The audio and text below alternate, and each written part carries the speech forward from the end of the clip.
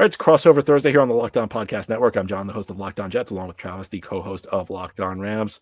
Travis, Rams are on the road, so I'll let you go first. What are your keys to victory in this game? Yeah, real quick, John, just talking about that line. Rams fans know that the Rams, the second you start thinking that they're going to cover is when they do not. They stay away with the Rams. Go find something else to do.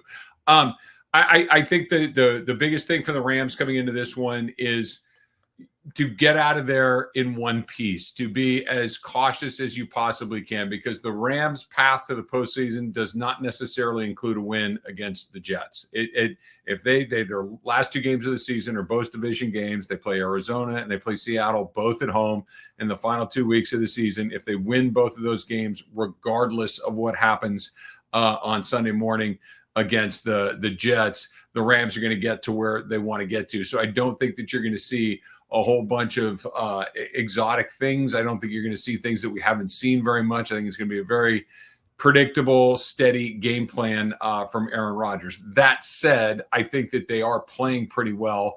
If they run the ball effectively and if they make their kicks, I think the Rams are in pretty good shape. I think that last week, despite beating San Francisco, which has kind of been a thorn in their side for the last several years, the biggest thing to come out of that is that their rookie kicker, Josh Carty, finally had a pretty good day. He's been all over the map. He got off to a decent start at the beginning of the season and really struggled for the last few weeks, but he did go 4 for 4 against San Francisco. If they're going to beat Arizona, if they're going to beat Seattle, they're going to need him at some point to make a big kick. So I think that's a big one. If they can get in there, don't turn the ball over. Kyron Williams runs it somewhere between 24 to 28 times.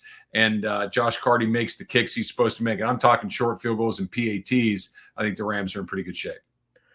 Well, I think that the Jets – I actually think the Jets are going to be in this game.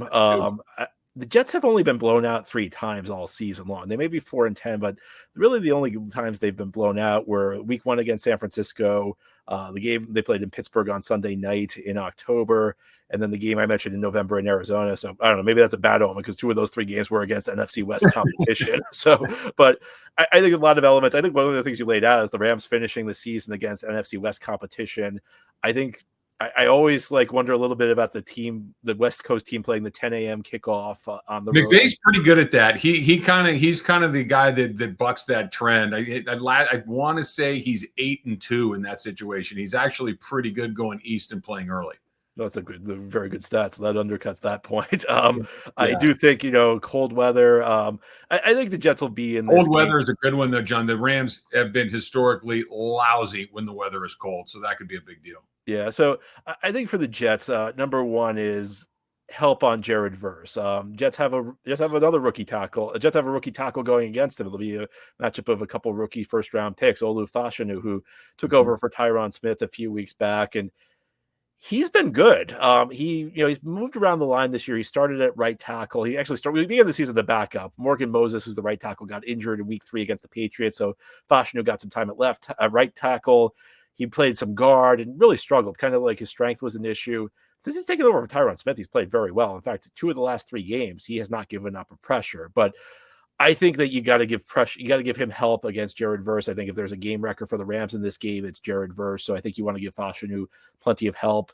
Aside from that, I think a lot of it's focusing on the fundamentals. This Jets defense has been a mess all season long, and I think 2 big issues have been tackling and communication on the back end. I think those are 2 things that the Jets need. In fact, those would be my keys 2 and 3 is Jets need to, first of all, make sure they tackle well. It's been a week-to-week thing. There are some weeks where they've tackled terribly, other weeks where they've tackled well. Some weeks it's been an emphasis at practice. I think this is the type of week where it should be an emphasis at practice. And then I think maybe the Jets just need to simplify their coverages, but they just have too many busts on the back end. And there were a couple against Jacksonville that could have cost them the game that Mac Jones just did not hit. There was an open guy that Mac Jones just did not hit. So I think a lot of these are basics, but the little things have cost the Jets all season long. This is a team with a 3-7 record in 1-score games.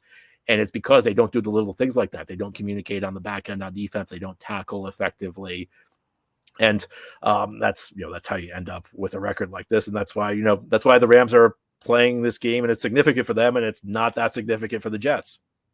Yeah, the Rams they have an opportunity to do something that has never happened in the history of the NFL, and that's be 3 games under 500 in back-to-back years and make the playoffs both years. That's never happened. That's something that if they can finish off this season with, if they win they control their own fate. You beat Arizona, you beat Seattle, you go to the playoffs. But they were 3-6 a year ago. They were 1-4 this year, and like we kind of started this whole thing, John. This is a great testament to Sean McVay and his culture building and his ability to continue to move forward and figure things out. Even though they looked pretty dire early, the Rams. You would have told me that they were 8-6 and had their own fate in their hands. I wouldn't have believed you, and here we are. And just as was the case in 2020, 4 years ago, when these teams played in December, could be a fair number of Jets fans rooting for the Rams for that draft positioning. Yeah.